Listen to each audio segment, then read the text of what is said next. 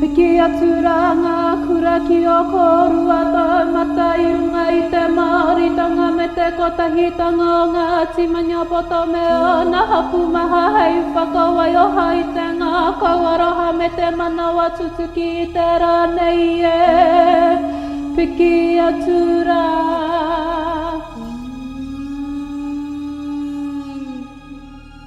Ki ngā tāne, ki ngā wahine me ngā taitamariki, kia ora katoa. E te runga rawa, no te mana whatua, huru me te maramatanga me te kororia, ho mai he aroha he rangi mari e hei topu I te manawa te tinana te wairua ka puta ki te whaio ki te amarama. Tihe mauri orai.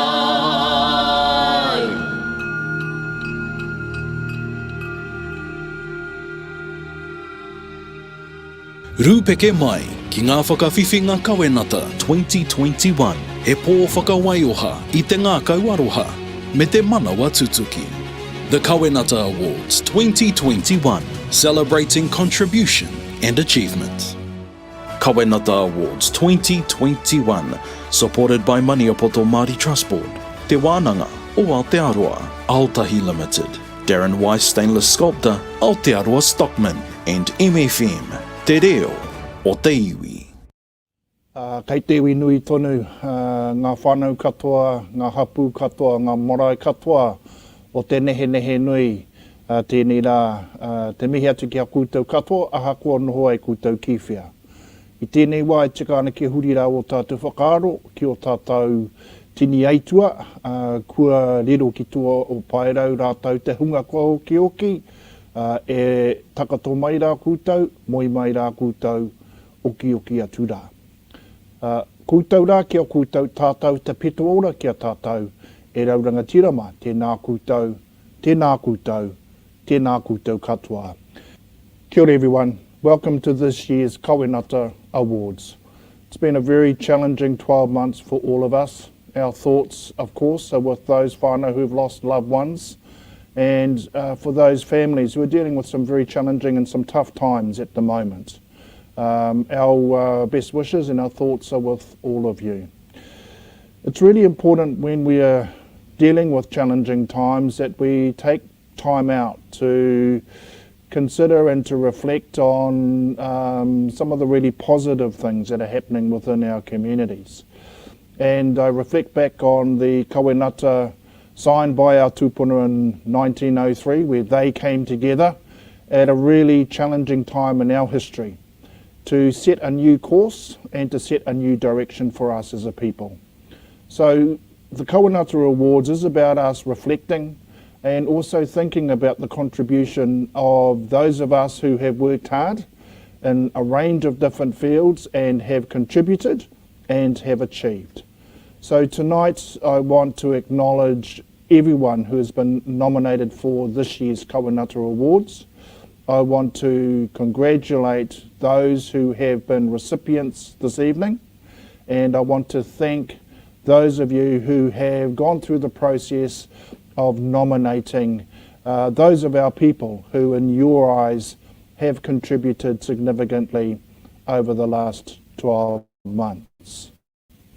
My final word to all of you as we move into continued challenging times in the coming weeks and in the coming months, take care, look after yourself, look after your families, keep safe. Kia ora tātou.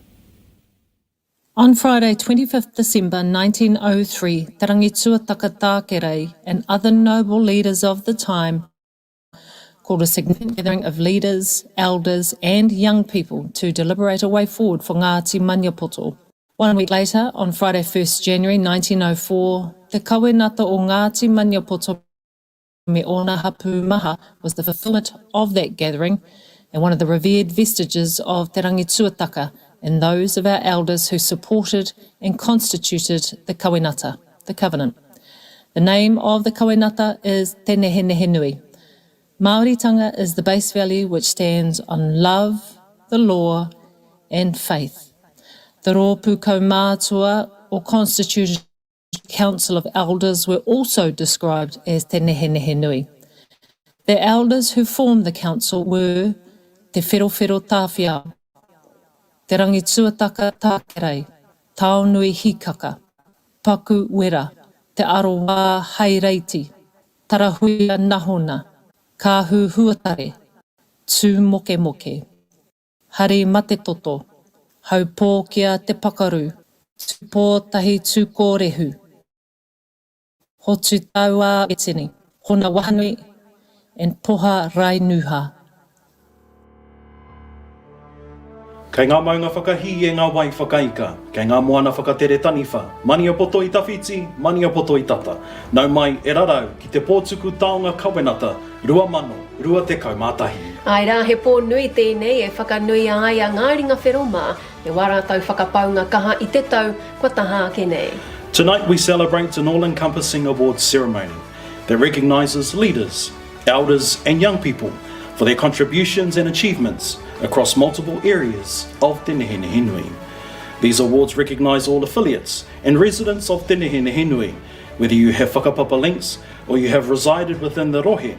From December to December each year, you can be nominated for these awards. Each finalist will be acknowledged this evening according to their residential or tribal affiliation to a figurative te whare o Te Nehenehenui. Ka ke puku symbolises the tatau o te whare or doorway. Maunga pirongia and maunga herangi symbolise the ihonui o te whare. Mōkau River symbolises the tuarongo o te whare or the rear wall of the house.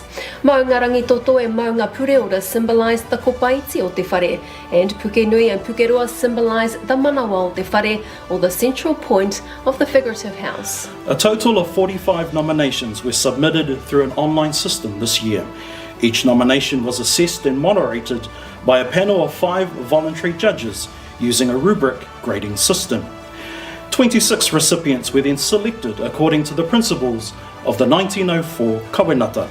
Those principles make up the 5 primary awards categories: aroha, ture, whakapono, Māoritanga and kotahitanga. Within each of the 5 categories are 5 sections that recognise some of the many areas of contribution and achievement within the rohe of Te Nehenehenui. The coveted award this evening is the Rangituataka Supreme Award, which will be awarded to the recipient who has unreservedly demonstrated leadership, nobility and wisdom. Tonight's virtual ceremony would not be possible without the support of our sponsors, Te Poari Māori o Maniapoto, Te Wānanga o Aotearoa, Aotahi Limited, Aotearoa Stockman, Darren Wise Sculptor, and MFM Te Reo o Te Iwi.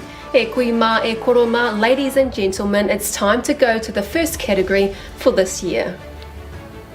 The Aroha Awards. These awards are defined by individuals who are regarded considerate and respectful. These are individuals who contribute in meaningful ways and preserve dignity and integrity of oneself and others. Kia ora tātou. Aotahi are proud to be a sponsor of the 2021 Ngāti Maniapoto Kawenata Awards. Aotahi would like to congratulate all recipients and nominees this evening. Each of you, irrespective of whether you're a winner or not, have contributed to the growth of our hapu and iwi. Ngā mihi nunui. The first award in this category is for security. The recipient for 2021 is Ngā Hui Ashiri. Kia ora te iwi, tēnā koutou katoa. Thank you very much for my nomination for the Aroha Award, and congratulations to all the nominees. I'd like to thank the police for enabling me to support our community and whānau with different kaupapa I attend. My mahi involves working with the Rara Rangatahi. I love the challenges they bring, and watching them overcome hurdles and succeed is very inspiring. To the organisations I work closely with, I appreciate your awhi, guidance and our ability to work together, share information to get the best outcome, mō te iwi. We live in an awesome community that is so generous and willing to help anybody. I have a few projects on the go, and your support and donations are much appreciated. I'm fortunate enough to grow up in this community and have connections with generations of whānau. This helps bridge gaps, which has a positive impact for everyone. I was also fortunate enough to learn from my kuia, Dolly Anderson. She passed down her mātauranga through her Māoritanga and passion for her people and ability to connect with anyone. Also, my mother Jean Moss is a huge inspiration for my whānau and influence on my life. She worked hard, and no matter how big the hurdle, she never gave up. To my whānau, you are constantly there to support me and our community with any kaupapa. Ngā mihi nui kia koutou. I didn't expect to be nominated, as I don't do anything for recognition. I just love helping this community and support our people in any way possible. Nō reira, tēnā koutou, tēnā tātou katoa. Kia ora.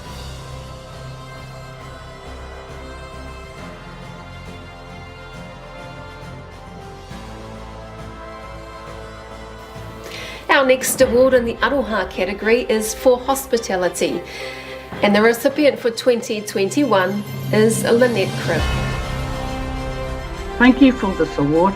I want to acknowledge the old people of the valley, and especially my sister Reiha. We worked close together at the marae for anything to do with the valley. They had taught me manaakitanga, aroha and whanaungatanga. Manaakitanga is looking after my people and the manawheri.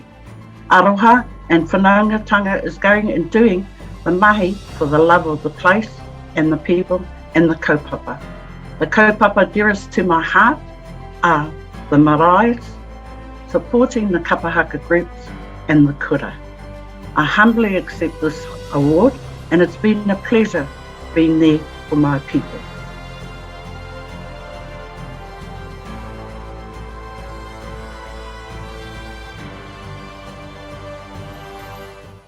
Our next award is for community services, and the recipient for 2021 is Erin Pai.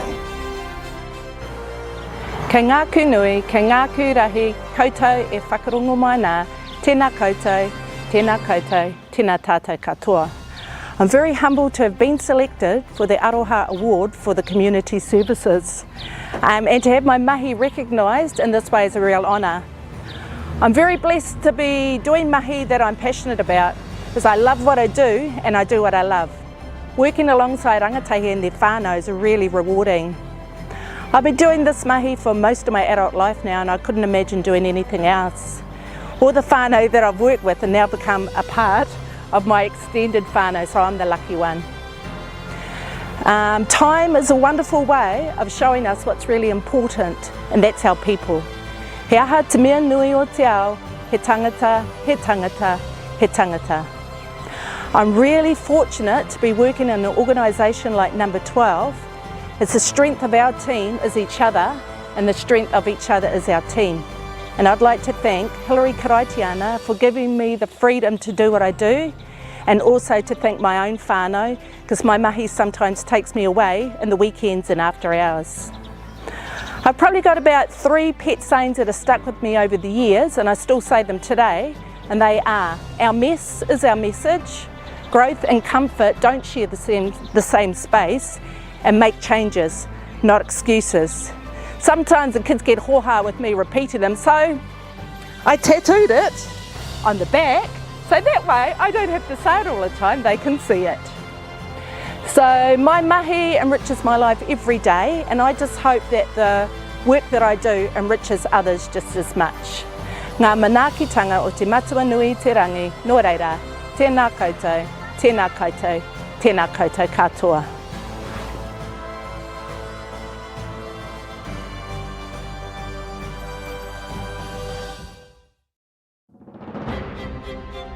Our next award is the Charitable Award. Ko te toa I tēnei tau, the recipient for 2021 is Kei Taitoko. Kia ora tātou e te whānau. Thank you for the nomination for the Kawenata Awards.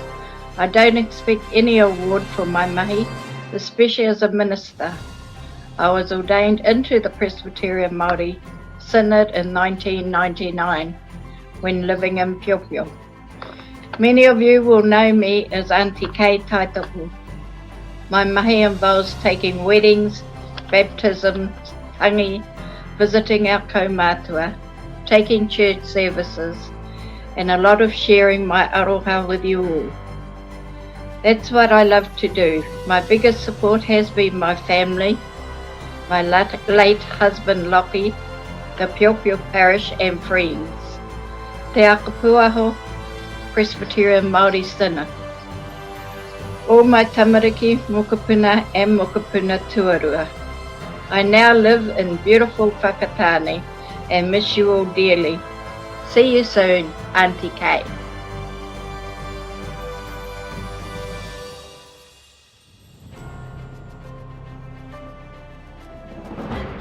Ka nui te mihi ki a koe e te whaia e kei. Our next award and final award for this category is for environment. The recipient for 2021 is Eri Manawaiti. A ki te iwi whānui, tēnā tātou katoa, a ko tainui te waka, ko te manga oke ua te awa, a ko pirongi a te maunga matua, ko Maniapoto te iwi, ko Rora tama a Maniapoto te hapu, ko te kuiti te pā, a ko iri tāni rau Manawaiti, mokopuna tuono nā hoani heta tēnei e mihi nei. Kia koutou, e naku kaumātua, Ngāti Maniapoto, me te whānui a tēnā koutou. E te iwi kia kaha tātou ki te atawhai, ki te manaaki, ki te awhina atu o e tehi atu, amohea ake te ora o te iwi paimārire. Firstly, just to acknowledge these unprecedented times that we're in, and my heart and thoughts go out to all the people during this COVID restricted time, and that we're all doing what we're supposed to do as staunch Ngāti Rora, and we're leading the way and we're doing the right things to help ourselves firstly and our people. Ki te kaupapa o te rā me te pōnei, thank you for the nomination. I accept this humbly, particularly in this time, and that the work is, I know that the award is about achievement, but the work is never finished, and that I'll continue on with my mahi in science, and hopefully show the children. I've got 4 grandchildren that it's scientists can come from Centennial Park in Te Kuiti too. So mihi to all the other winners and nominees. I take my hat off to you all for the mahi that you're doing, particularly in this space. So on behalf of myself and my whānau, thank you all very much. God bless you. Ngā mihi.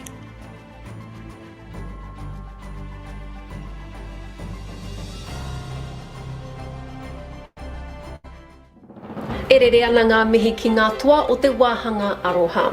Nā he wāhanga whakangahau te haere ake nei ki ati tiro ake rā tātou.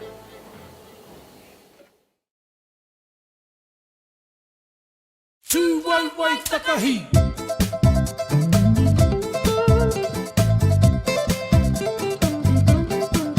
Haere mai ki ahau, i Maniapoto e. Haere mai i ngā herenga, ki te moenga pukeroa. Ko taku raurau i ti a haere, maringi kai whenua. Ko taku raurau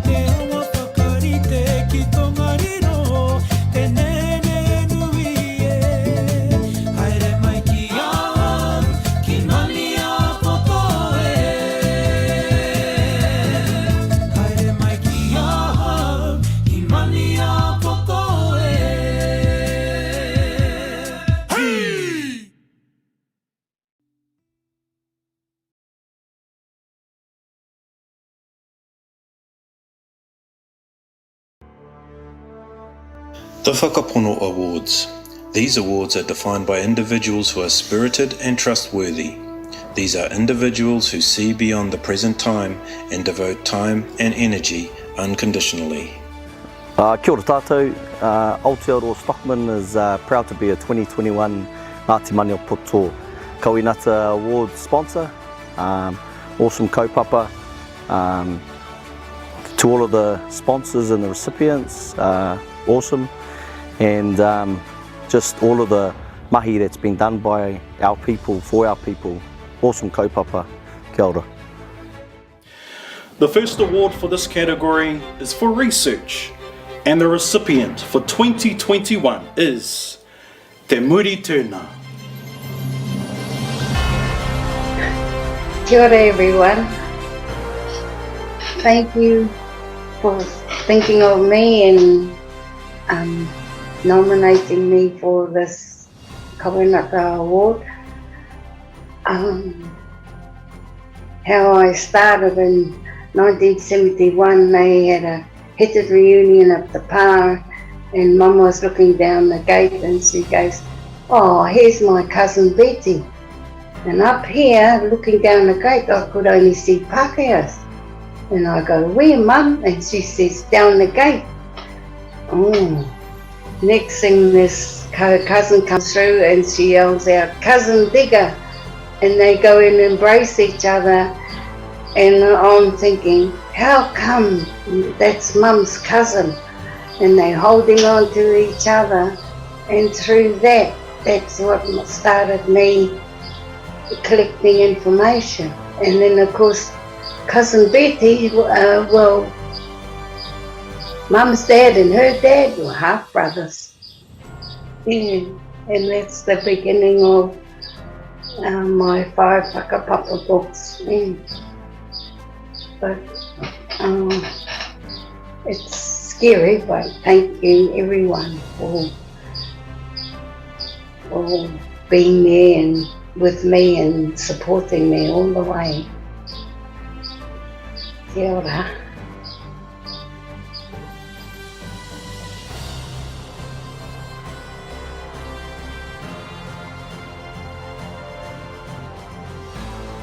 Ka rawe wo mahi Auntie Muri. Nā ko te tohu e haere ake nei, administration. The recipient for 2021 is Wai Tiahoaho Teruki. Tuatahi e mihi atu kia i o matua kore. Tuarua e mihi atu kia tātou ariki ki nitu heitia me tana hoa rangatira a ta whai. Me o rawa tamariki moko puna te kahui ariki whānau hoki pai marere kia rātau. Tuatoru e mihi atu ki ngā mate o te motu o te ao katoa haere, haere, haere atu rā kāchi. A tēnā koe te pāwhaka wairua mō tō karaki i tēnei wā e tūwhere tā tātou hui huinga. Tēnā koe hoki te rangatira o ngā kawa i tēnei pō. A tēnā koutou Maniapoto whānui e mihi atu kia koutou katoa. Ko tainui te waka ko Maniapoto te iwi. Ko kakepuku o ka huriri te maunga. Ko waipā te awa. Ko te kōpua te marae. Ko matakara o te whenua. Ko Ngāti unu, Ngāti kahu oku hapu. Ko unu te tangata. Ko hene mārama te wahine. Ko waiti aho te ruki. Tōku ingoa. Tēnā rā koutou. To the organisers of this event, which is so different to this time last year, kia akaha, kia maia, kia manawa nui. Life in COVID-19 has thrown many things at us these past 2 years, but we can overcome it and find new ways, new pathways, and new solutions to keep ourselves, our whānau, our friends, and those around us safe. Ko te mea nui, ko te aroha. Firstly, to all of the nominees for all categories, ngā mihi atu kia koutou. I stand proud to be amongst you, the cream of the crop for this year's Kawenata Awards. I'd also like to thank my grandniece Aria Huia for believing that I was worthy of this nomination, and the whānau katoa from Te Kōpua for their support of myself. I accept this award on behalf of the trustees and marae committee from Te Pōpua. Tēnā rā koutou katoa.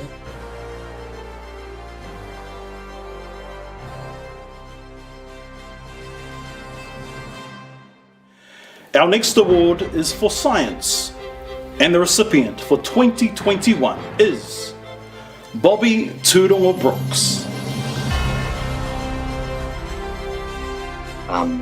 So, kia ora everyone, just wanted to begin by acknowledging the Sir Robert Mahuta Trust, the Honourable Nanaia Mahuta, my whānau at Te Tipa for their support and helping me follow my dreams, I suppose, while I was pursuing my studies.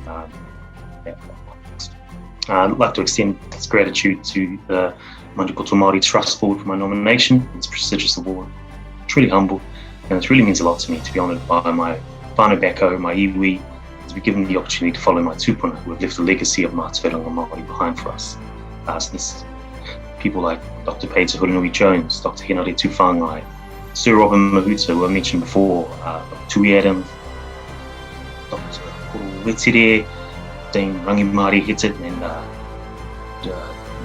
Dr. Diggoras Te Kamera, to mention but a few. Big thanks I gave my Mickey was to my nan, Georgie Nagle, and I also want to extend that to my immediate whānau, my mum, my dad, cousins, my aunties and uncles, who played such a huge part of my life, been loving and supported throughout my life and my studies. Can't thank them enough. So it just remains to give a thanks to the Maniapoto Māori Trust Board for this amazing opportunity once again, and to all my whānau in Ngāti Maniapoto and Tikuiti and Kirikiriroa who have supported me on my journey. Noho ora mai. Thanks, Bobby Brooks.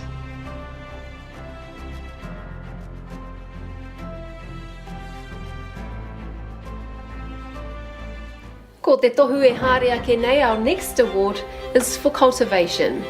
And the recipient for 2021 is Smart Plants o Parure. Hi, this is Charlie and I'm Stella, and we're Smarts, we're Smart Plants. We spend our time growing plants. We have lots of them sitting around spare, as you can see. So we sometimes lend them to communities for functions, just to dress up their stages or whatever else. That's apparently why we've been nominated for this award, so it's very nice to think that small gestures like that are acknowledged in the community. Thank you for giving us this award. It's very much appreciated. Thank you. Cheers.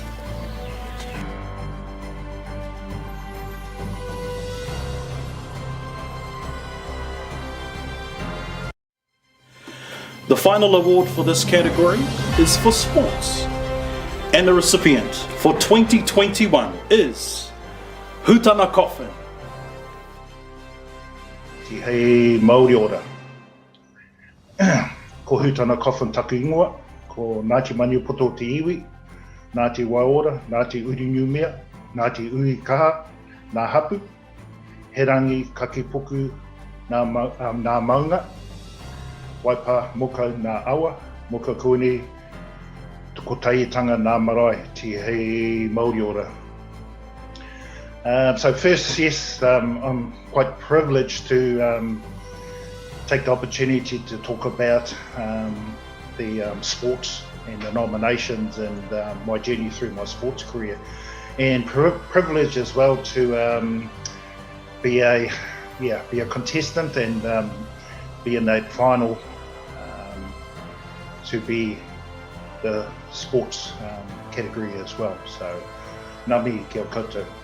So first of all, I'd just like to thank my the person that nominated me. Awesome to be nominated. So thank you very much.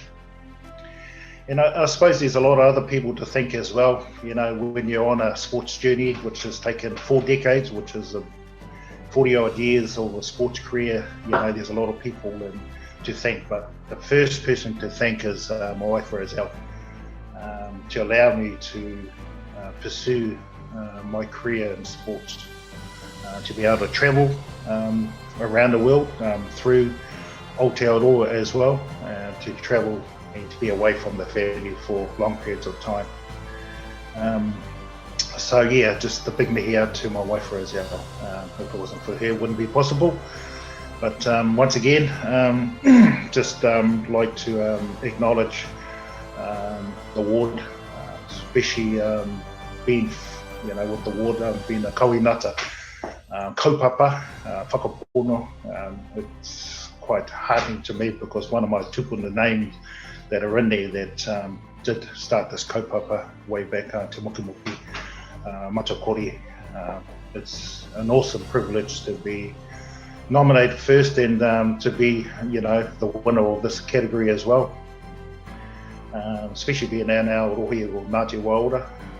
The funny thing is that we were working down there for a month, just a little while ago down Mahanui, through the whenua down there planting native plants, so awesome.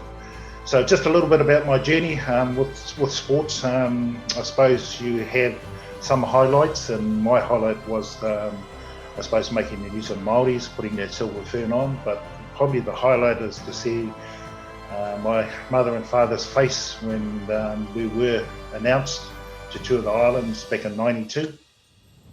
And that time when the team was announced, it was a Sunday in Kinkatua in Division 1, and we're sitting around the table with Colin Meads and myself, Phil, and Richard Watts. So Colin Meads got us together, and we heard a phone call with New Zealand Rugby Union announcing the team, and it was 11 o'clock on the Sunday in 1992, and our names were called out, and yeah, it was mixed emotions because I knew I would be 8 weeks away from my family and my kids as well.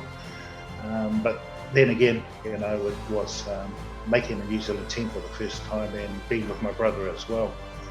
Another highlight of my playing career, or sports career, was making the New Zealand Waka team to travel the world as well and go to two world champion regattas in Umea, Tahiti, and the other one was in Vancouver. So yeah, so over those 40 years of playing sport, you come across a lot of good friends, travel across a lot of good countries, and you learn quite a bit from it. But I suppose another thing was giving back to the community, to especially our whānau in Maniapoto, and taking up a job at Te Wānanga Aotearoa, doing the sports academy and working with over 100 students, tauira, during that time at Tikwiti, giving back to the community, and trying to hit some goals and reach some goals with some of the students that wanted to represent New Zealand or go further in their sports, and that was really cool.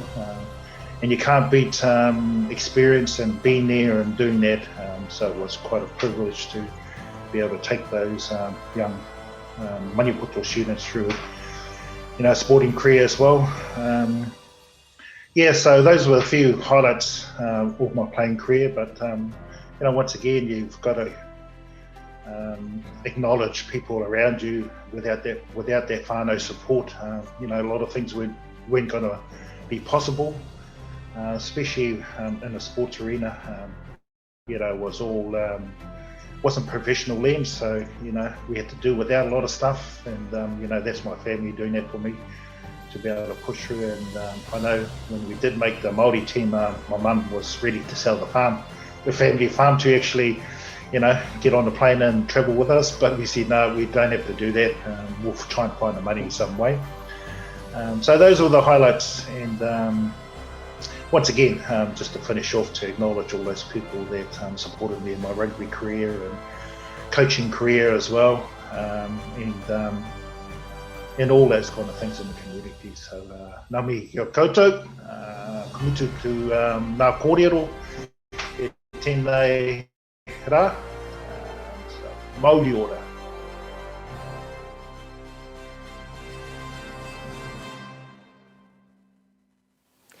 Ka mira te mihi ki ngā toa o te wāhanga whakapono. Nai nei e huama ka tahuri atu ki te kai kōrero o te pō, rā kia Liana Poutu. He pua wai au, norongi te tikanga, he rau, renga, noro tui te rau, kura ko taku rau, kura he manawa nui ki te aue. Ie.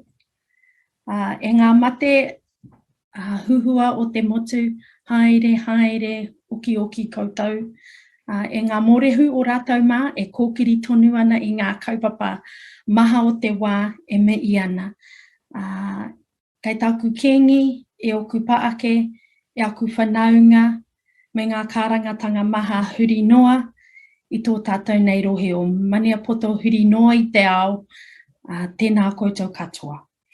He honore māku ki te tuku atu e tihi aku whakaaro, hei tāpiritanga, hei kia whakanui, kia whakamānoa i tō tātou nei kawenata o Ngāti Maniapoto.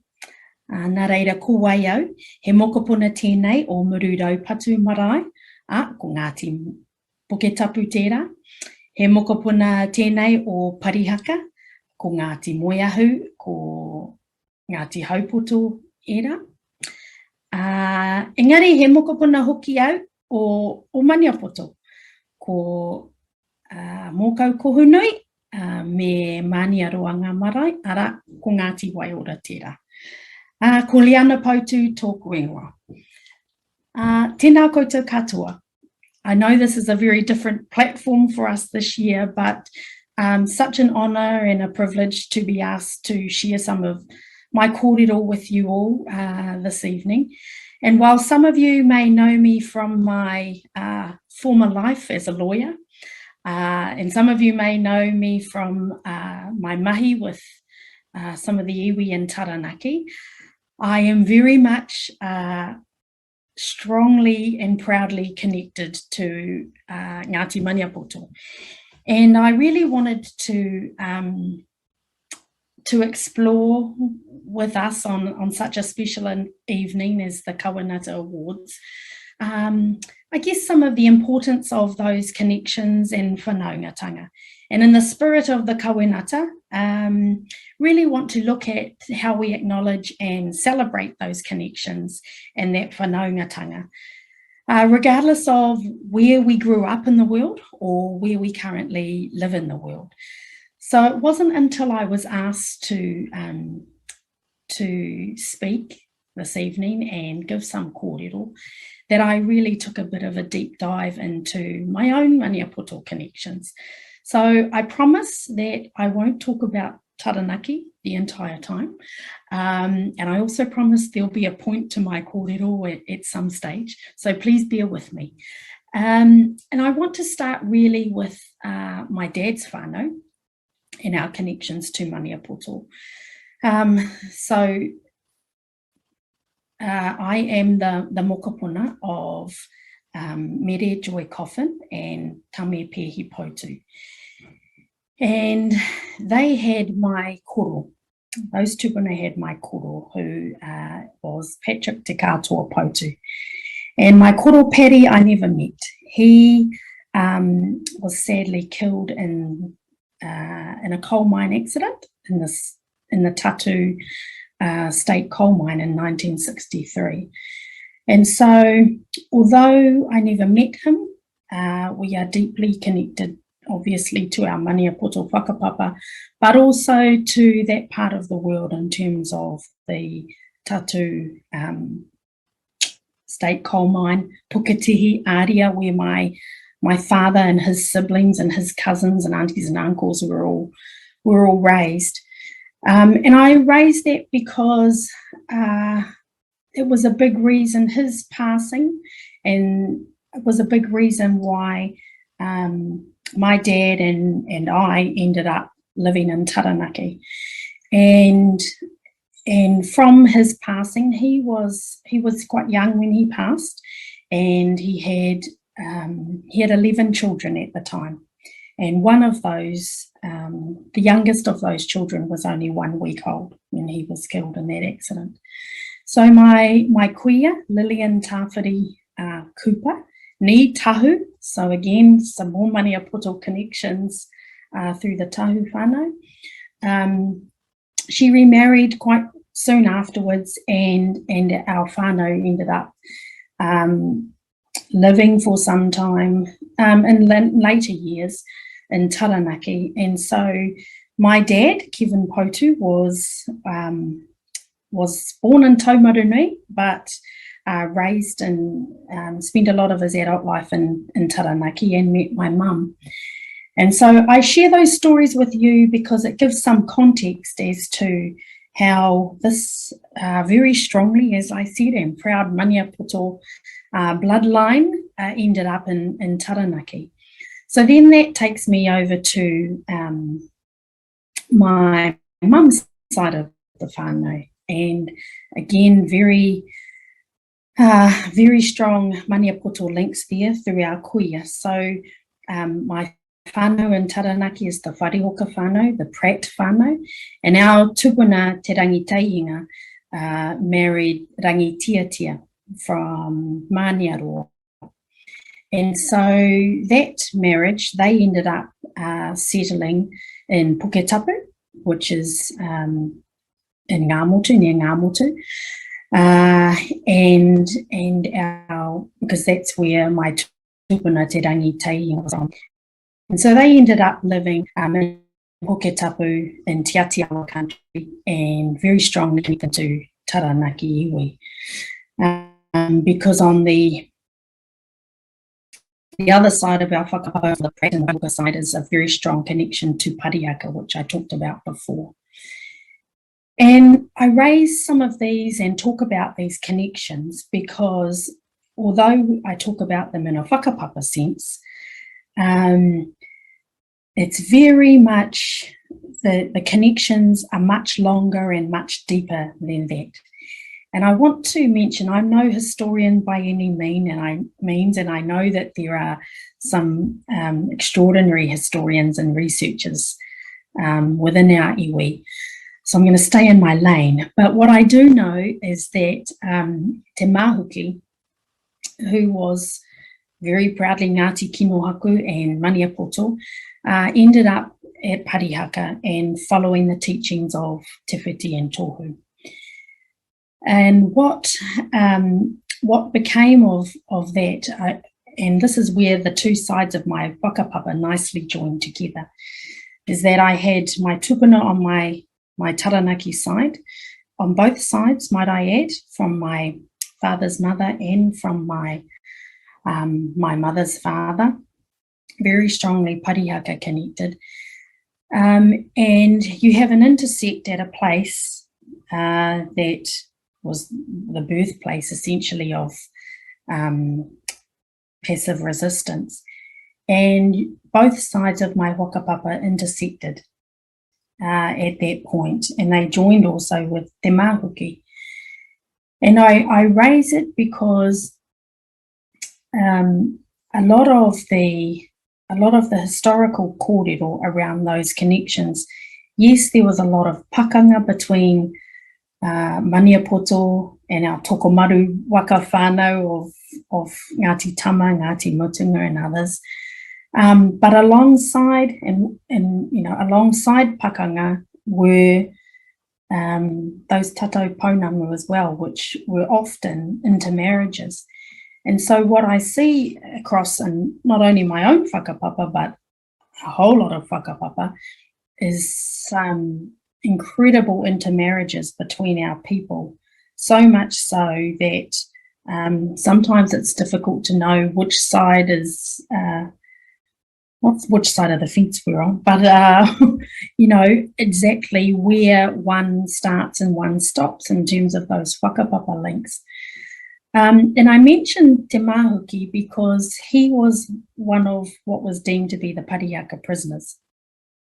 And as a Parihaka prisoner, he was taken down and imprisoned in Dunedin. And he was imprisoned at this around the same time as my tupuna on my mother's side, Tamati Wanganui. And I think about and I reflect on those times about those two men who undoubtedly either they were there at the same time, some of the dates are a little bit unclear, or they were actually passing each other as one was being released from prison, the other was going in. And thinking about what was going through their minds in terms of, what the future might be like for their mokopuna and where they would end up. And so my whānau, my bloodline is a nice little mishmash, if you like, of Parihaka, of Te Atiawa, of Taranaki, and Ngāti Maniapoto.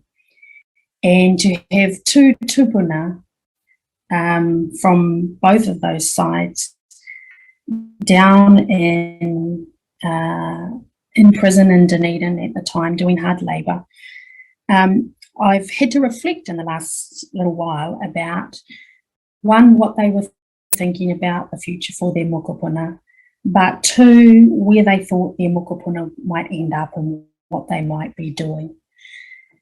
And so what I know is when both of them returned, there was the pāhuatanga at Parihaka in 1881. And as a result of the pāhuatanga following that, they implemented the constabulary and the Crown implemented a permit system, which meant that you had to whakapapa to the whenua of Parihaka to get a permit to go in there. And at that time, Tohu and Te Whiti said to their followers, because they had followers from up north, from Wanganui, from Maniapoto, from all over the motu, they said to their followers, hoki atu koutou ki o koutou kāinga whakaparihaka ai. And so from that I took that Te Mahuki and others, and I followed some of the writings about him and the papers that were published around his activities, if I put it politely, his activities, his fighting, his skirmishes with the Crown, that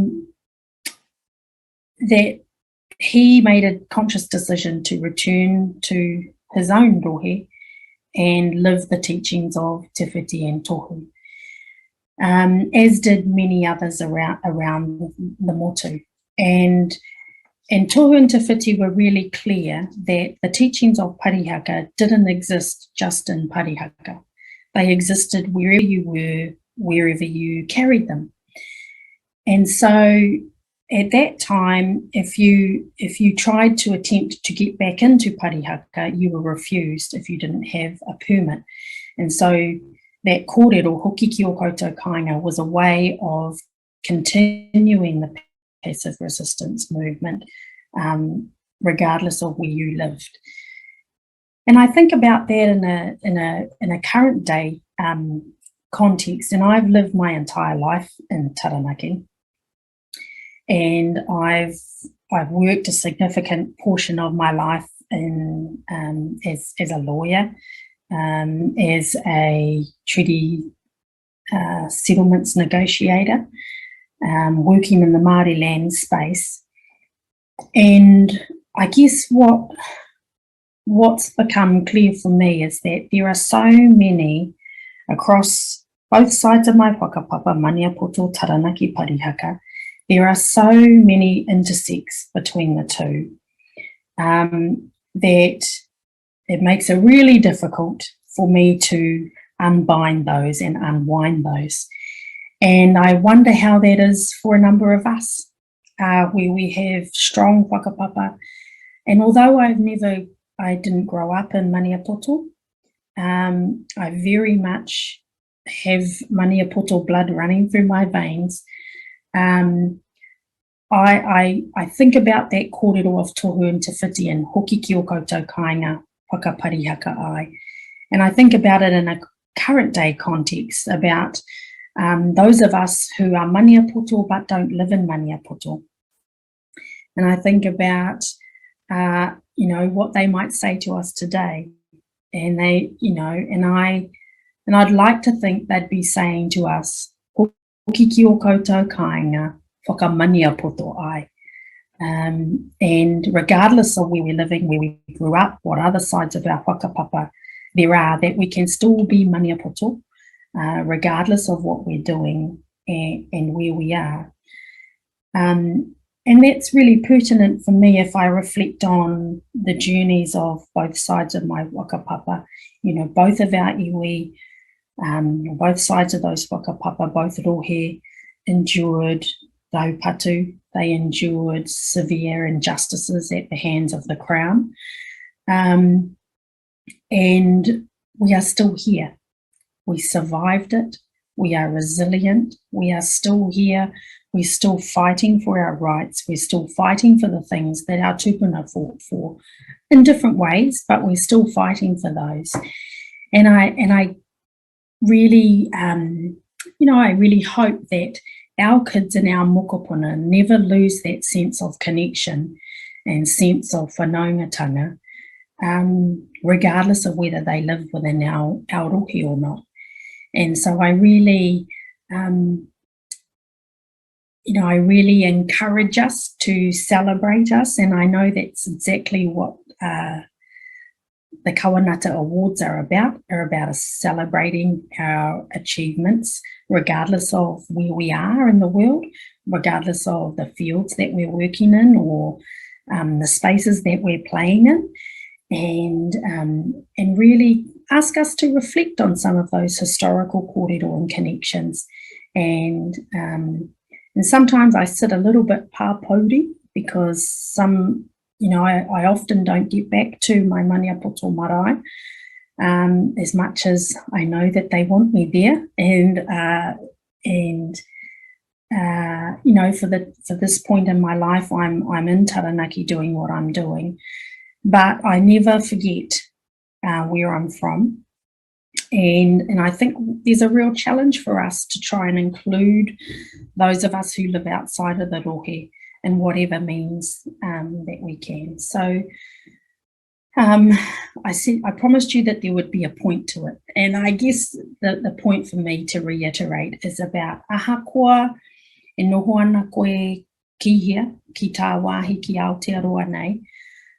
He maniapoto tonu tātou, he maniapoto tonu koe.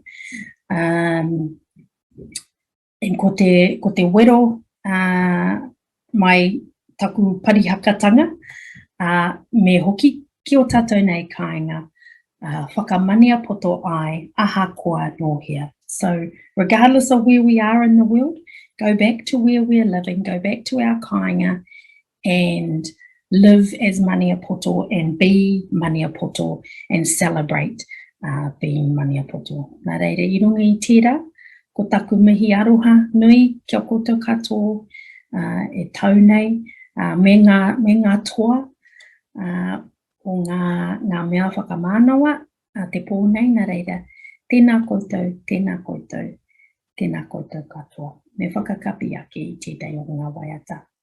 Ko tō mātau waka ko te rangi marie, te hoe o runga opuna o te aroha, e oi anō rā I haere mai ai, ko te ara whanaunga, kai mama rawa e. Tēnā koutou katoa. The Ture Awards. These awards are defined by individuals who can collaborate and navigate. These are individuals who generate relationships and remain honest and impartial always. We now move to the first award for this category, Business. The recipient for 2021 is Piki Nap. Ngā mihi nui kia koutou. Thank you for this acknowledgement. I'm very honoured and humbled to be accepting this award today, and it's very unexpected. But I just wanted to mihi to a few people. I'm very blessed to have my father still with me, so I want to mihi to him and thank him for his kindness, which has sort of given me a good foundation for the way that I work. Also mihi to my auntie Irene, who is a staunch component of education and has mentored and guided me through my journey in life. To my first bosses, John, Ash and Peter Chandler, who are not Māori, but they showed me the practice of whanaungatanga in the workplace, and that's been a huge driver for the way that I do my mahi and do business. And lastly to Tanya Simpson, who is my mentor. She's my work colleague, my boss, my friend. Without her, I don't think that I'd be sitting here today. She has shown me how to conduct yourself in the workplace and how to do business as a wonderful business person herself and a a inspirational leader, particularly in the governance space. I really want to mihi te hu for all her tautoko and friendship. She's just a wonderful human being. And lastly, big mihi to the Kawenata Committee and all the people that put this award ceremony together. Without you, we wouldn't be acknowledging, recognising all the mahi that our people do. So thank you to the Maniapoto Māori Trust Board for allowing that to happen. Being part of the awards is really nice, particularly in these times where things are hard and there's lots of challenges. So kia ora koutou, ngā mihi nui kia koutou.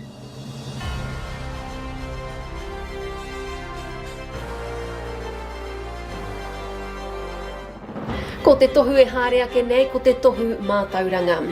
And the recipient for this award for 2021 is Dr. Pounamu Jade Aikman. Tēnā koutou e ngā raurangatira mā. It's an honour and a privilege to receive this award, an award which I love because it celebrates Ngāti Maniapoto and who we are. I think when I think of an award such as this, the principal whakatauki always comes to mind for me is e hara toku toa. And I think that speaks to the sacrifices that our whānau make to encourage us to pursue the things that we want to pursue and to reach the goals and aspirations that we have in our own lives. What's exciting in being a finalist and part of this, and finalists for all the Kawenata Awards, is that we are the manifestation of our tupuna's moemoea, and the things that they wanted to see us achieve and aspire towards are the things we are able to today. And what's really exciting in coming together to celebrate the Kawenata Awards today, and particularly in the honour of receiving the award, being able to see all of our whānau here, all of the aspirations collectively that we have as Ngāti Maniapoto are represented here today. So beyond that, it's a privilege to be here, to be recognised, and to be part of the broader celebration of who we are as Ngāti Maniapoto. I rongi tēnā, tēnā koutou, tēnā tātou, tēnā rawa tātou katoa. Kia ora.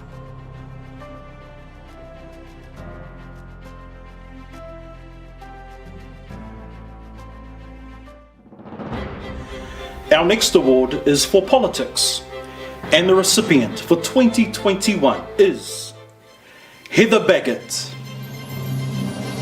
Tēnā koutou katoa, he nui te mihi kia koutou i te āhuatanga o te wā, ko Tainui te waka, ko Maniapoto te iwi, ko Ngāti Rora te hapu, no te rohe pūtai ahau, ko Heather Baggett tuku ingoa. I first want to acknowledge our tupuna, my grandparents, the late Wizzy and Kuripunga Taylor, and in particular my late great aunt Hini Wharemaru, who inspired me to be my best self and to selflessly serve others. I also acknowledge those who have encouraged me, coached me and backed me throughout my professional career. And I also have to thank my parents, my mum Barbara Oliver especially, and my wider Maniapoto whānau. I am who I am and where I am today because of you all. And I also acknowledge and tautoko all the other finalists in these important awards that celebrate the achievement of our whānau who've done some fantastic things that are worthy of recognition. I'm honoured to accept this Kawenata Award. Like many of you watching today, I grew up with a strong sense of service to others, a duty, a responsibility to serve my community and to put the needs of others first. And that is why I joined the public service and why I continue to serve as a public servant today. Values I learned growing up in rural area in Pukepuke are still important to me and the work I do. Integrity, honesty, impartiality, and to do what is right and fair by others. My recent appointment to the role of Deputy Public Service Commissioner is a first for Maniapoto, for Wāhine Māori and for Māori katoa. I work alongside the Commissioner, he's the head of the public service, as well as the team of chief executives to lead the public service as a whole and to influence change that will lead to better services and outcomes for our people. And it's an interesting and exciting time to be part of the public service. We're confronting some big challenges globally and domestically, not least of which is the COVID pandemic. However, I believe there are opportunities too. and remembering Te Kawenata signed by our tūpuna in 1904, we should remember that with leadership, hope and courage, opportunity can come from adversity. And it is my trust in the foresight of our tūpuna that makes me believe that the conditions are right for intergenerational change. And for reasons I still cannot fathom, the wero has been passed to me, and I see my duty as an opportunity to address long-term system-wide change in the public service. I want to see more Māori in chief executive and senior leader roles in the public service, a more culturally capable public service, one that better meets Māori expectations and one that honours and respects our responsibilities under the Treaty of Waitangi. That is the legacy I want to leave for our mokos and for their mokos. I'm very humbled and proud to be in the job I have and to serve my people in New Zealand, but I think it's an even greater honour to be acknowledged by my own. So thank you again to the Maniapoto Māori Trust Board for the special award and for recognising not just me but my whānau too. Ngā mihi nui anō, tēnā tātou katoa.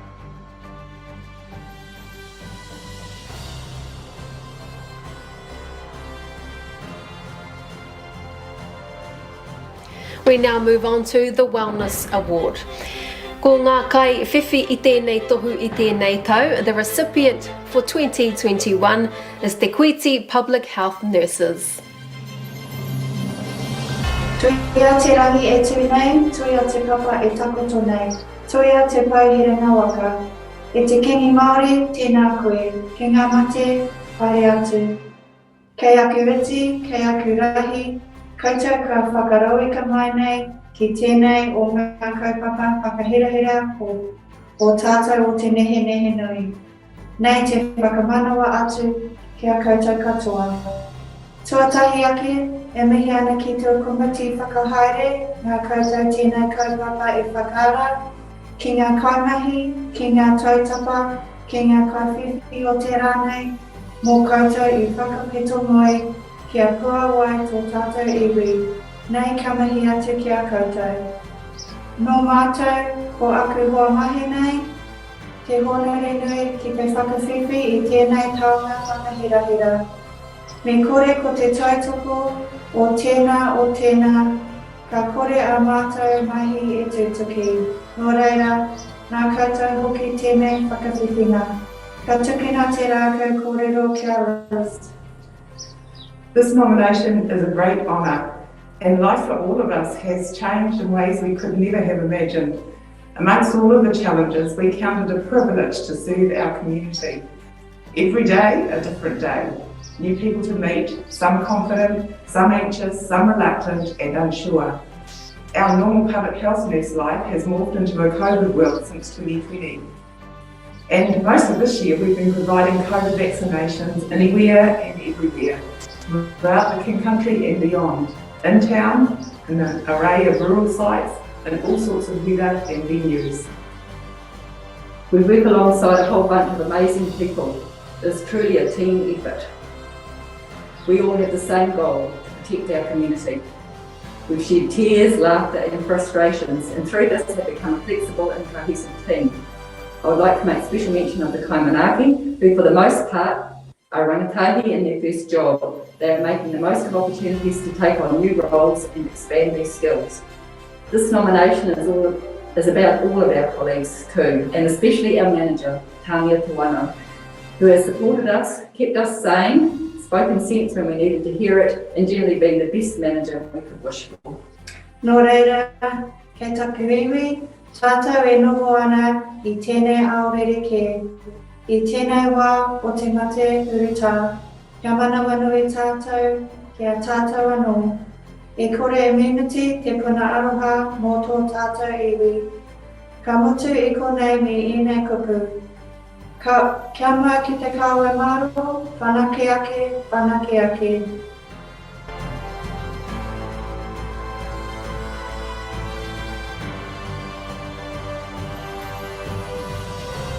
Ka nui te mihi ki ngā nehi o te kuiti. Our final award for this category is for emergency services. And the recipient for 2021 is Jane Murray. Kia ora koutou. May I extend my appreciation to those involved with the Kawenata Awards. I am truly honoured to be recognised today. This award comes as a wonderful surprise and I'm very honoured to have been nominated, as I am not one who seeks accolades because it is not something you strive for when you are in the service of others. For those who know me, know that I'm not a public person, nor am I used to the limelight, but all know that I remain committed to serving this amazing community of ours and the beautiful people who make this such a delightful place to live in. I would like to acknowledge my nominated fellow recipients, and it is very warming to know that there are many people that are working for the betterment of their communities. Lastly, I would like to acknowledge the unfaltering love and support from my family and friends. Thank you.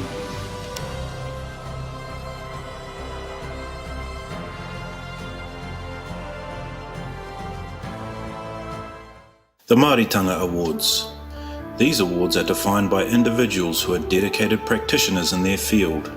These are individuals who maintain traditional and contemporary principles and personify their practices endlessly. E te iwi nui tonu tēnā koutou katoa, ko rāni ira winikirei, ahau. MFM Te Reo Te Iwi is proud to support the 2021 virtual Ngāti Maniapoto Me Ona Hapu Maha Kawenata Awards.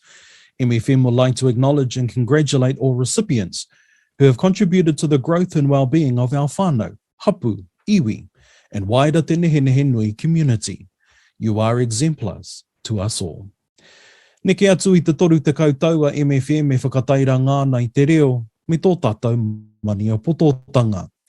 I tēnei pō ka whakamānua tia ngā uri o Maniapoto, kua eke ki ngā tautara tike o ngā momo mahi katoa o te ao huri nei. Have a wonderfully beautiful evening, everyone, and enjoy the ceremony. Kia mau ki tēnā, kia mau ki te kawau māro. Kia mau ki tēnā, kia mau ki te mana whatuahuru. Kia mau ki tēnā, kia mau ki te mana Māori motuhake. Ko eke nei tātou ki ngā tohu Māoritanga. Nā ko te wāhanga tuatahi ko te toi auaha arā ko te creative arts. The recipient for 2021 is a Krishla Tara Kupe. Tēnā koutou I te whānau, tuatahi ki ngā kaimahi o te Kawenata Awards, tēnā koutou. Tuarua, ki te hunga kua taimai nei, ki te tautoku I te kaupapa o te pōnei, tēnā koutou. Ko te kōpua te marae, ko Ngāti Unu te hapu, ko a Krishla Tara Kupe tōku ingoa. Tēnā koutou, tēnā tātou katoa. When I first got the email saying that I was a finalist in the Kawenata Awards, I did not know why I was sitting amongst these incredible, established, stunning humans who are doing incredible things for our world and our iwi. I've been an actor now for the better part of 10 years, and nō reira he rangatahi tonu ahau, maybe not in years, but in experience for sure. But something that I have loved seeing as a storyteller is our stories coming out and flooding our television screens and radios and theatre stages over the past few years, especially.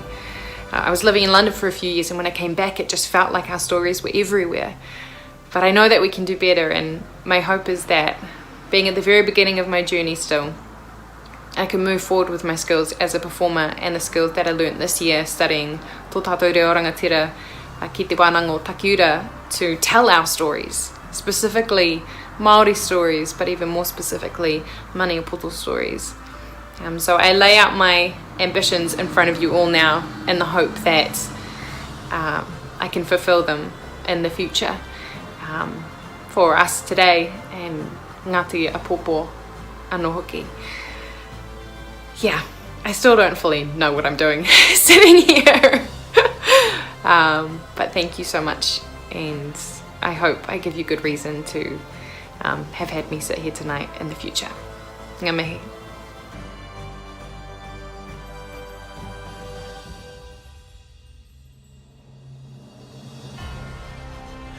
We now move to the Ambassadorial Award, and the recipient for 2021 is Reopiki Tākere. E honore e gloria I tātua e mai ngā rongo ki te mato te whenua e whakaaro pai ki ngā tāngata katoa. E mihi hoki tēne ki tō tātai kingi tūhei te apo tō tau te whero te tuawhitu. Te kāhui ariki nui tonu. Pai mārire ki a rātou. Rātou, ko mene atu ki te pō. Rātou, ko haere ki tua o te arai. Haere, whakangaro atu rā. Ko ki anō ki a tātou e huitahi nei, tātou e whakakuiti nei i tēne ki ahi. Tēne ki e māngai o te kāinga o Maniapoto whānui e mihi nei ki a koutou tēne ki wā ki runga i te reo karanga o te kaupapa o te wā. Nō reira, tēnā koutou katoa. Ko te reo me ona tikanga te tuapapa o tōku neiam, tōku a Māori. Nō reira, ka tika ka tuku mihi ki a rātau ngā pau. Ngā pau, kua mene atu ki te pō, ngā pau o naia nei, e poi nei tēne ki mokopuna. Kia tūkā, kia tūmaia ki runga i tēnei te reo Māori me ona tikanga. Ko te reo o te rongo pai, e huarahi hei oranga mo tō tātou iwi. Hei arahi, hei poi, i te tika, i te pono, me te rangi Māori. Nō reira, tēne ki te mihi ki te kai tono, tuku taku ingoa i tēne ki puna miharo. E noho whakiti nei ki tau tuku mihi, ki aku pau, i poi i tēnei. Ki runga i te reo karanga, hei oranga ngō te iwi. Nō reira tēnā koutou. Ka mutu i tēnei, ki te kotahi te kākaho, ka whati. Ki te kāpuia, e kore e whati. Nō reira, ka tuku mihi ki tō tātou kingi a tā whiau. Nā ngā kupuru. Tēnā koutou. Tēnā koutou. Tēnā koutou katoa.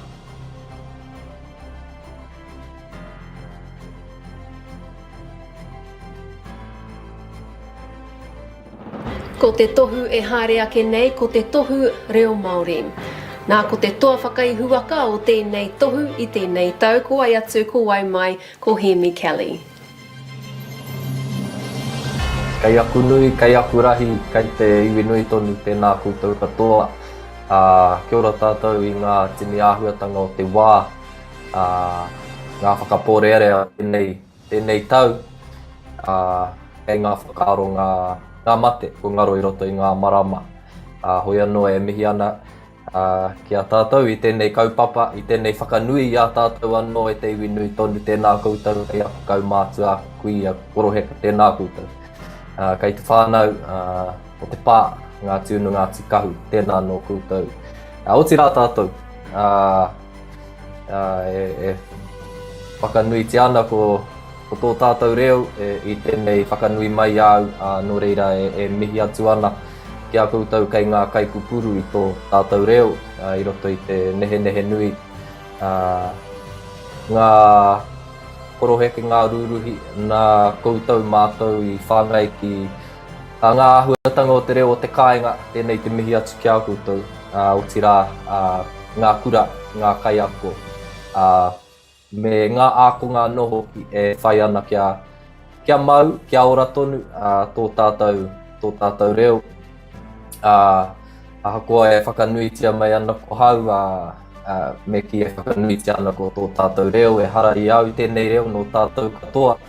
Nō reira ko taku ngare tēnei a tātou, ka kaha tonu tātou ki te whai tō tātou reo kia ora. I roto i ngā rangi, i roto i ngā tau e tū mai nei. Kua whiwhi tātou i tā tātou i whai ai, i roto i ngā tau roa. Ko te tūmanako, hei ngā tau e tū mai nei, ka ki te tātou i e tahi huarahi e wāte ai tō tātou iwi ki te whai tō tātou reo, kia mau tonu, kia ora tonu. hoi anō rā, tēnei tā koutou mō kai, e mihi atu nei kia koutou huri noa, tēnā koutou, tēnā koutou, kia ora tātou katoa.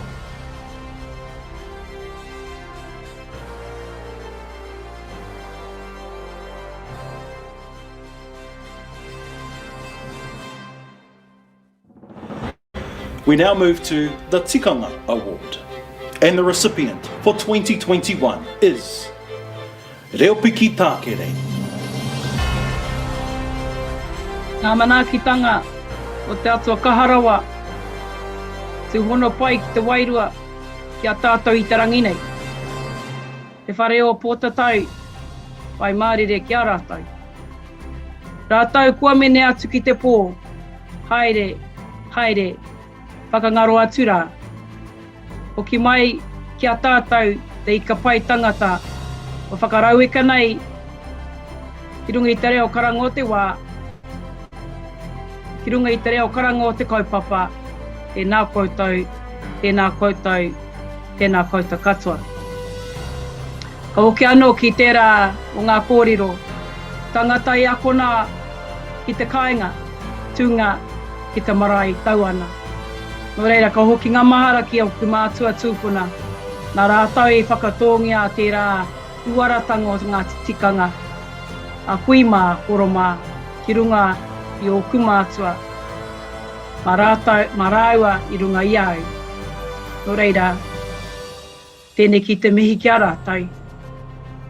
Tēnei ki te mihi ki a rātau e poi nei tēnei ki mukopuna, kia tūkaha, kia tūmaia, kia whāngai ngā tikanga o rātau. Ki taku whānau ki Wainganui, tōku whānau Wainganui, tōku mahi ki runga i ngā pā, i roto i aku mahi o te kura, aku mahi whaihua, nō reira, ka tika, ka tuku mihi ki a rātau. Pihi hoki ki te kai tono, tuku taku ingoa ki te puna o tikanga, nō reira, ka hoki anō ki te rā, e harataku toa i te toa takitahi, engari he toa takitini. Nō reira, tēnā koutou, tēnā koutou, tēnā koutou katoa, pai mārire.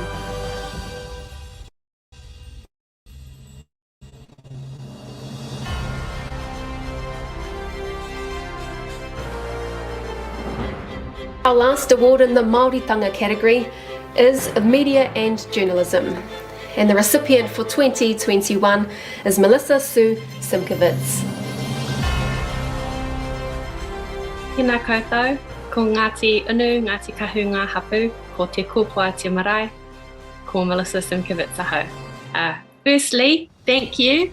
I would like to acknowledge those involved with the Kawenata Awards and also the award's namesake, which has been an important document in our treaty settlement.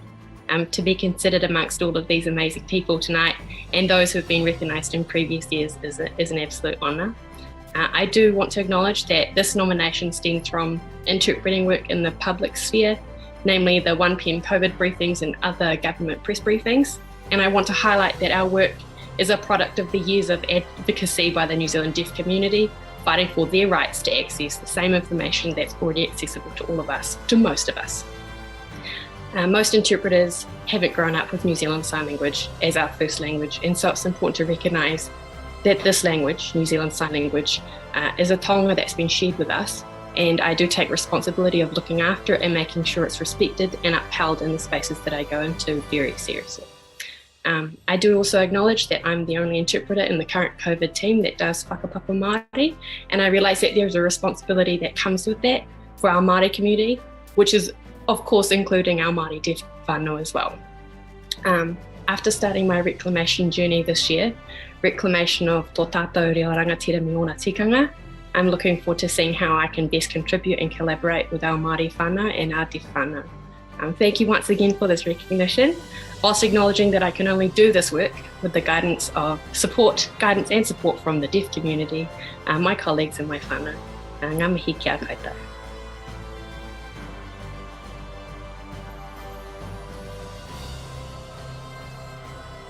The Kotahitanga Awards. These awards are defined by individuals who are inclusive and fair-minded. These are individuals who embrace all aspects of life and everything in it, and consider the holistic well-being of the universe. Kia ora mai koutou katoa. Te Wānanga o Aotearoa is very proud to support the 2021 Ngāti Maniapoto Me Ona Hapu Maha Kawenata Awards. Te Wānanga o Aotearoa would like to congratulate all recipients who have contributed to the growth of Ngāti Maniapoto and all recipients who have had significant achievement in their respective fields. Te Wānanga o Aotearoa is committed to whānau transformation through education, and as recipients, you are all transforming the lives and well-being of your iwi, whānau and hapu. We acknowledge your individual efforts and the positive impact to our respective communities. Nō reira, e rauranga tirama, he mihi kaua tu tēnei mai a mātou o Te Wānanga o Aotearoa whānui, kia koutou ngā hapu o Ngāti Maniapoto. Nō reira, kia ora mai tātou katoa. Kia aro atu tātou i nai nei ki ngā tohu kotahitanga. Ko te tohu tuatahi, our first award in this category is events. And the recipient for 2021 is Maniapoto ki Tāmaki.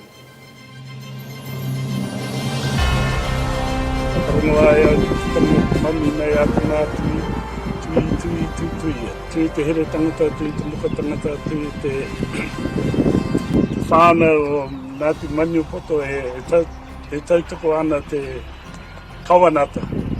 He mi ana tēnei ki a koutou mō tēnei taonga.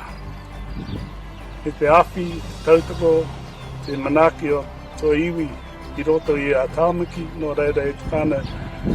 Kei te mihi. Ni anō ki a rātou mā te hunga mate, haere i o tini mātua tūpuna kua na nungi ki tua, kua naru ki tuko nā reira, haere atu. Ka huri anō ki a koutou, te hunga ora, nō ora mai koutou i raro i te maru ata pātou tātou kāna. Ka reira anō e te whānau. Tēnei te mihi ki a koutou mō roto tātou.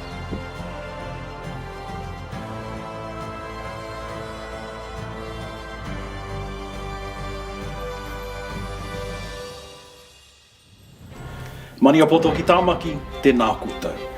Our next award is for performing arts. And the recipient for 2021 is Samisi Sikei. Tēnā koutou, it's your boy Samisi here, tuning in from the windy city of Wellington. I'm proud to whakababa back to Maniapoto on my mum's side from Otorohanga, representing Otewapa and Te Ahoro Marae. Honestly, I'm shocked that I'm even here, named as a finalist, but also over the moon for winning this award. Firstly, I would like to congratulate the other finalists. You all should be very proud of yourselves. Being named as a finalist, getting this far is a huge achievement on its own. This award just proves to me that helping out the LGBTQI youth back when I was 20 and giving people the chance to dance when no one else would is worth it, and hard work really does pay off. I took a break from working with the community as I went through a dark phase of my life and needed time to get myself better so that I can continue working with the community using dance.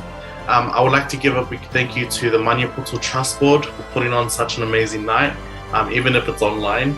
And so all the best for future Kawenata Awards. A huge thank you to all the sponsors. You all play a massive part in making tonight happen, so thank you. Thank you to everyone helping in the background to make this awards night happen. Without all of you, there would be no awards night. Thank you to whoever nominated me. I'm so grateful, and God bless you. Thank you to my family who are my #1 supporters. I love you so much. You have put up so much with me through these years, from having these youth sleep over, helping me financially with last minute things for the youth. Just thank you for loving me. If I missed anyone out, I'm sorry, but just know that I do love you.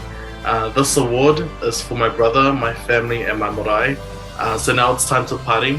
So thank you guys so much. Much love, and have a good night. Ka kite.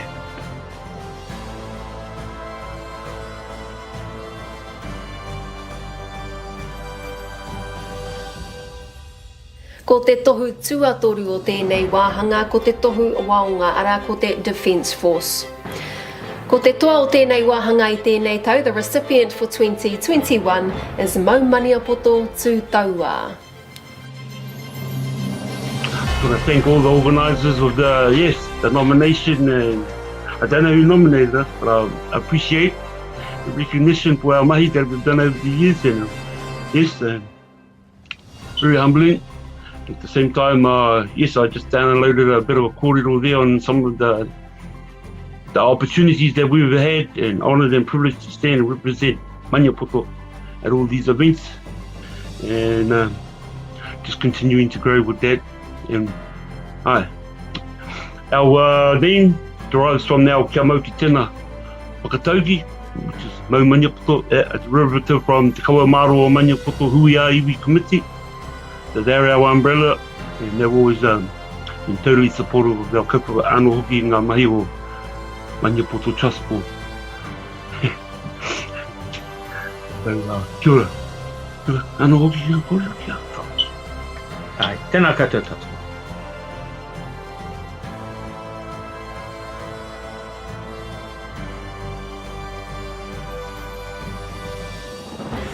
Our next award is for innovation, and the recipient for 2021 is Taki Wetere. When I was young, about 10-year-old, that's 70 years ago, I used to watch all the old people at Piopua doing the hangis. And I was really impressed on the way they cooked. And over the years, nobody can beat Piopua at Napi Napi. And I watched them and I learned. And I wanted to be as good as them doing the hangi cooking. And so I wanted to improve everybody's cooking of hangis. So I started doing hangis in Auckland. And doing it for my sisters, my brothers, and all my nephews and nieces. And then at that time I thought, gee, I'm getting pretty good doing this. And then my cousin June Jackson and Bob Jackson, that's Willie Jackson's father and mother, they were at Ngā Whare Wātea. And they asked me if I could do the night markets, the hangis at the night markets. So, yes, I did that every Sunday until they closed down. And I was so proud of doing that, and they used to bring me to see if I could do hangis when there's for tangis when there was over 1,000 people, and I could do that in the ground, no sweat at their maraes and everything. Could cook for over 1,000 people, and I was quite proud of that. And I made a good name in Auckland for me and my partner. And my ambition was to build a new hangi for our maraes so that our cooking could be a lot easier and simple for our whānau. And then I met a nephew of mine, and we spoke together, and I say, put this new hangi of my design together and see what you can do. And now that he's built that one, I'm just so proud. And at my 80-year-old, I'm so proud that my hangi cooking career is all over. And Darren Wise is the one that's built our hangi cooker. And I'm so proud that every marae, I believe, through my experience, should have one of these cookers because it's rock cooked. It's not steam cooker like the steam cooked hangis. It's rock cooked. And you can have it inside your marae building. Kia ora.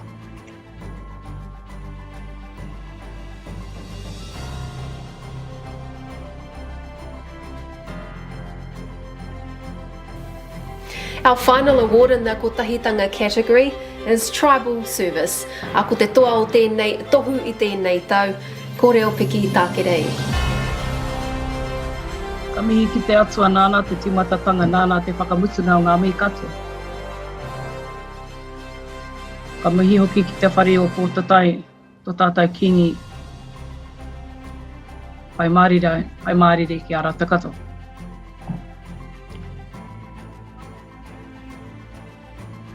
Tangi hea te tangi. Kia rātai koe mene atu. Kia hine nui te po. Moi moira. Moi moira. Moi moira. Tātou ki a rātou te hunga mate. Tātou ki a tātou te hunga ora. Tātou e hui hui tahi nei ke niki wā i te whakanui te kaupapa. Tēnei ki te mihi kia koutou katoa. Tēnei ki hoki te mihi ki te kaitono tuku taku ingoa ki te puna o ngā whakaaro. Tēnei ki te mihi, tēnei ki te mihi, tēnei ki te mihi.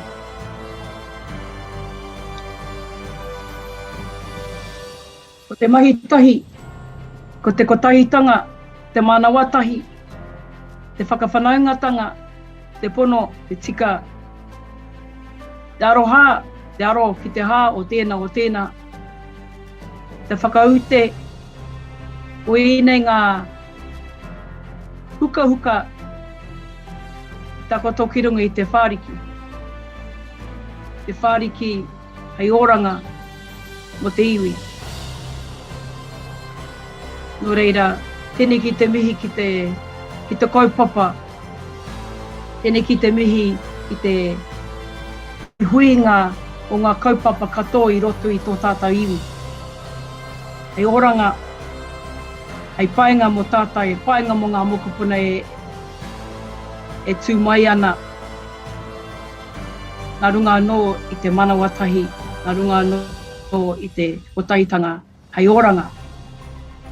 Nō reira, ka mihi ka tika ki te kaupapa. Ka mutu taku kōrero, ka whakakapi i aku kupu i tō tātou kōrero o tō tātou tūpuna Maniapoto. Me ona kupu, kia mau ki tēnā, kia mau ki tēnā, kia mau ki te kāwaimaro. Whanake ake. Nō reira, tēnā koutou e tiwi. Tēnā koe e te kaupapa. Mauri ora ki a tātou.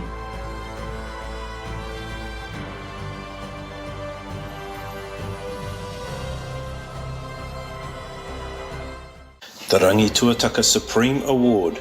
This is the highest standalone award that symbolises leadership, nobility and wisdom. The Rangi Tuataka Supreme Award is presented to the recipient who has unreservedly demonstrated these attributes. Mauri ora e te iwi. On behalf of our whānau, we'd like to acknowledge the winner of the Rangi Tuataka Award and we congratulate you for your contribution to the community.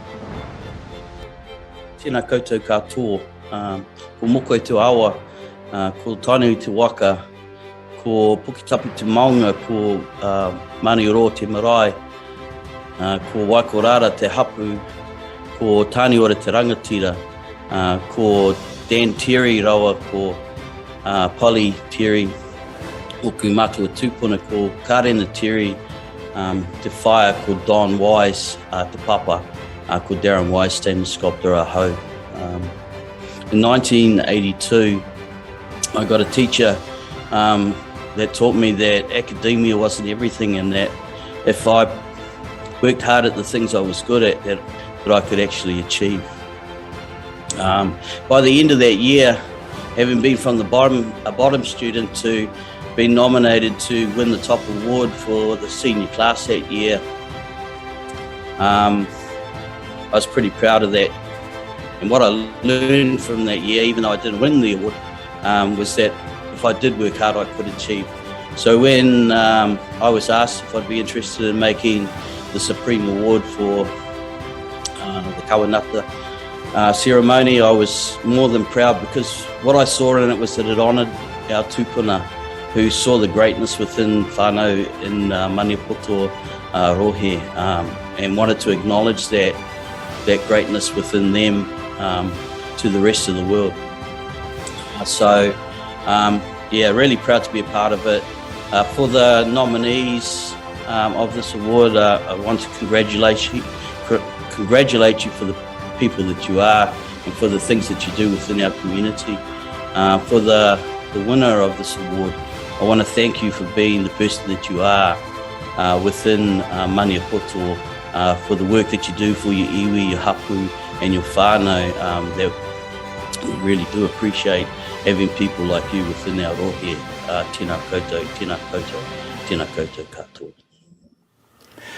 E te iwi ki a tahure ake tātou ki te tohu tai ore ore o te pō. The Rangituataka Supreme Award. The recipient for 2021 is Farah Palmer.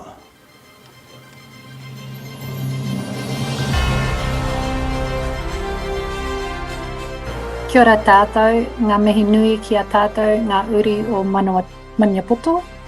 Ko wai tēnei, ko Herangi te maunga, ko mōkau te awa, ko mōkau kuhunui te marae, ko Ngāti Waiora te hapu, ko Ngāti Maniapoto te iwi, ko whārangi koe papāma ahau. Te hunga mate ki te hunga mate, moi mai rā koutou. Te hunga ora ki te hunga ora, tēnā koutou, tēnā tātou katoa. He honore tēnei mōku kua whiwhi i au tēnei taonga te rangi tuataka. Kia ora and thank you very much, first of all, to the Maniapoto Māori Trust Board for being visionary and establishing these awards back in 2019 to raise awareness about Te Kawenata o Ngāti Maniapoto me ona hapu maha, constituted back in 1904. It's a wonderful occasion and I've enjoyed hearing all the amazing mahi and achievements of others who have been nominated and received awards, and what for many of us has been a really challenging year. I personally want to thank Ripeka Price for nominating me and giving me a gentle nudge to allow her to do so.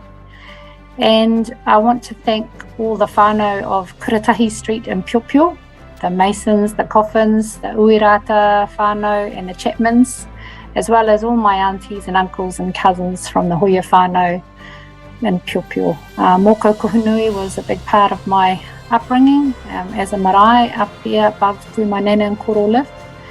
And it's always inspiring and humbling to see what my whanaunga and Piopio are doing with the marae, with kura and with the community in general. So just want to give a big thumbs up to everyone back home. Way back when I was deciding what to do with my life, my mum was wandering around trying to find a scholarship for me to go to uni, and she went into the Maniapoto Trust Board offices and somebody pointed her in the right direction, and I ended up getting a scholarship to go to Otago University to do a PE degree, and that set me on a path where sport and rugby in particular became an integral part of my life as a player and eventually as a director on a board. So I've always tried to make a difference. I know that sounds corny, but I always try to make a difference in whatever space I'm in.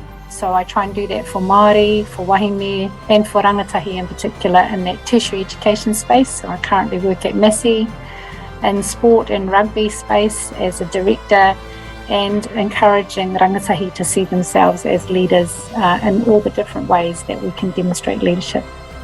So I just want to say thank you. I'm really humbled by all the amazing people from Maniapoto who are using their space to influence and enhance outcomes for others. So kia ora. Thank you.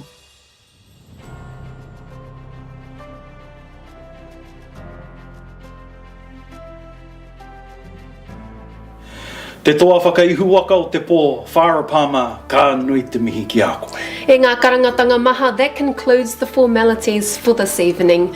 A special thanks to this year's awards judging panel who volunteered their services. Our thanks go out to Steve Rickards, Mihingarangi Forbes, Annabelle Wall and Rānira Winikirei, and also a special thanks to all of our guest speakers this evening. A very special acknowledgement to our sponsors for making this virtual broadcast possible. The Maniapoto Māori Trust Board, Te Wānanga o Aotearoa, Aotahi Limited, Aotearoa Stockman, Darren Weiss Sculptor, and MFM Te Reo o Te Iwi. E ngā kaumātua, e ngā rangatira, e ngā tai tamariki, e ngā hapu maha o Te Nehenehenui o Ngāti Maniapoto. It has indeed been an absolute pleasure to be your ceremony presenters for this, the virtual broadcast of the 2021 Kawenata Awards. Nō reira, tēnā koutou, tēnā tātou katoa. Kia tuku a ngā mihi, ngā kōrero, whakawhiwhinga mō tēnei tau ki te rungarawa. Māna tātou e tiaki, māna e manaaki, haumi e, hui e, tai ki e.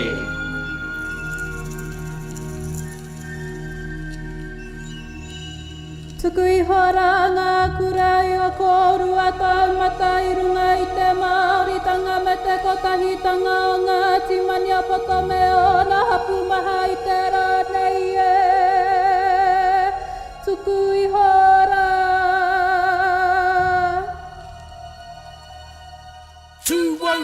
whakahi.